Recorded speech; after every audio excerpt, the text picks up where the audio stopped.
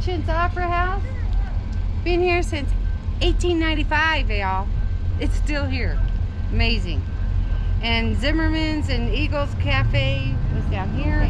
The Opera House actually closed in 1952, but it was famous for big social events, big weddings, that type of thing. There's still access to it from the bottom floor, and it was stuccoed over in the 1930s. So that's even old. But it's originally brick underneath that stucco. And it upstairs still has all this original wainscoting and tin ceilings and woodwork and stuff. So I wish they had access to it. But it used to be the Eagle Cafe since 1922. And now it looks like it's a Thai restaurant, maybe? Grocery store. Grocery store? Mm-hmm. Okay. Yeah, I didn't look in the windows. There's not much in there. I think that they've closed. Yeah, it says closed right there. Filipino market. Okay. But Richardson's Trading is right here. And that's about 1913 is when Richardson started. And they started right here all the way down to the corner now. They've expanded a lot. And this was a big to-do.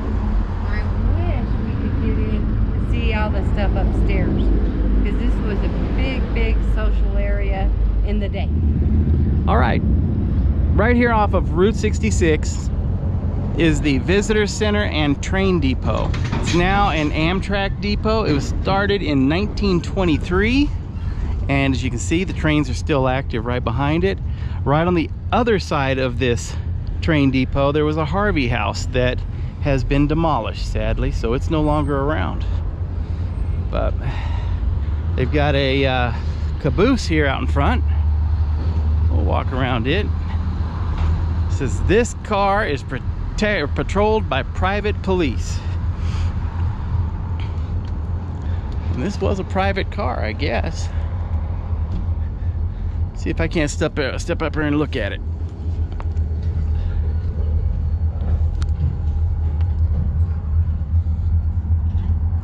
And it's undergoing some type of renovation, obviously. Looks like it's been gutted on the inside.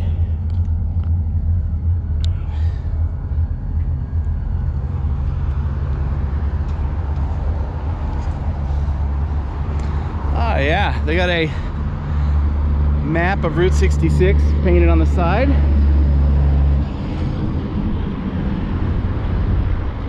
And we'll see if we can't go in and take a look around. But first, we have a couple statues over here we want to check out. This is a statue of a Navajo Code Talker. During World War II, they were infinitely important to the Allied forces because they could speak Navajo and the Germans couldn't translate it. So even if they were able to listen in on conversations, they could not hear what we were talking about. And there was 29 Navajo Code Talkers that were involved in World War II, and all of them met here to depart to go overseas.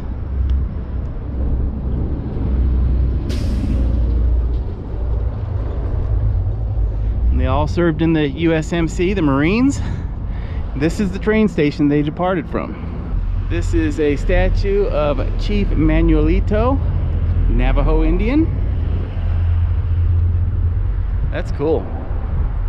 That looks like it was carved out of possibly sandstone. Amazing. Beautiful work.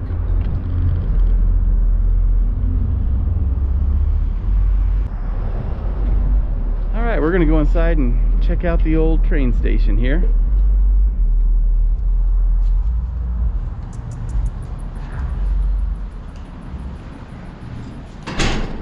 Wow.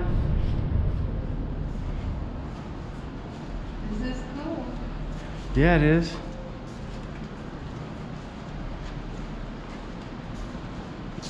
This is also the visitor center here in Gallup.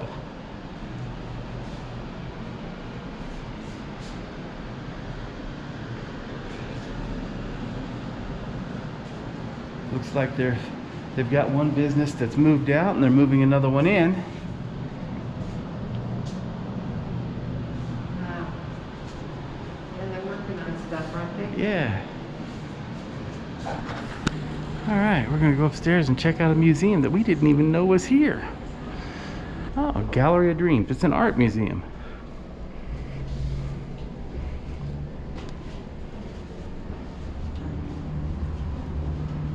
Oh, wow. Yeah. This is their Gallery of the Masters area.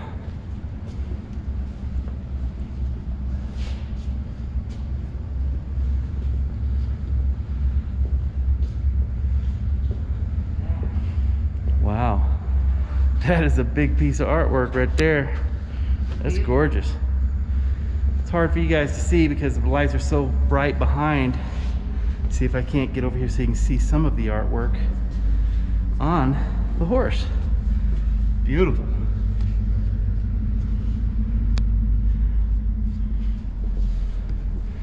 That little girl leading her horse.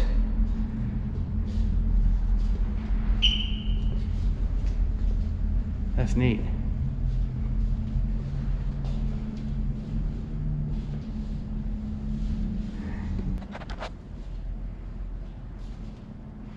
Some of these pieces are for sale. Like this one here, got by Elmer Yazzie. It's called Updraft. And it's a watercolor, and they're asking $800 for it.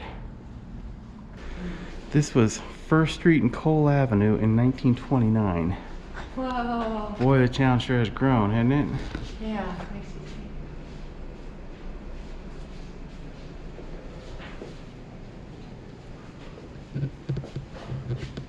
Wow, look at the old bridges. First I was going to say that's a train bridge, but it's not. That's for cars.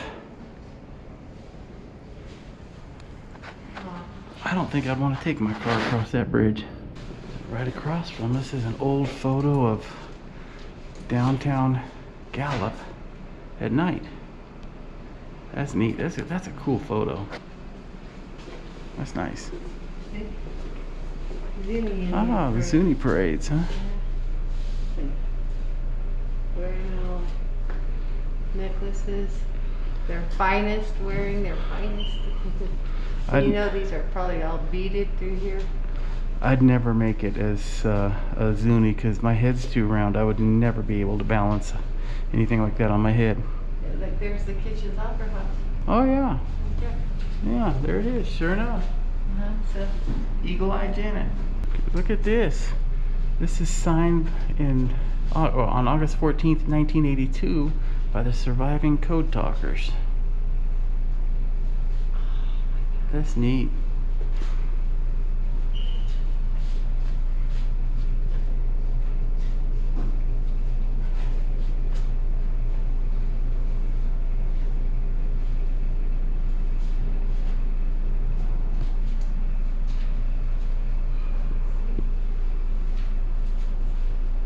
Yeah, we were talking about those Indian rugs over at Richardson, and this is the, I guess you'd call this machinery, that a loom that they use to actually create the rugs.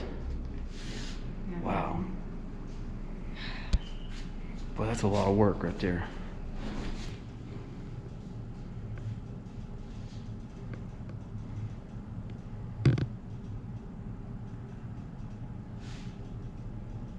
Display for the Code Talkers.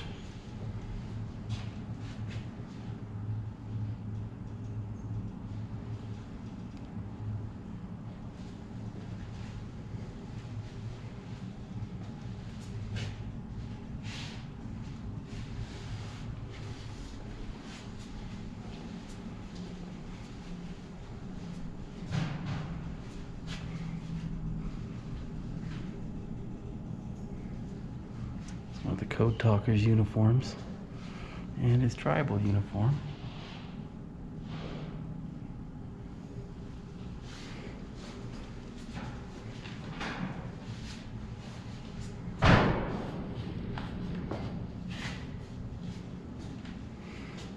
And look, I did not know, but G.I. Joe actually made a Code Talker doll. Wow. That's neat. Autographed. Traditional trading post. It's cute. Mm-hmm.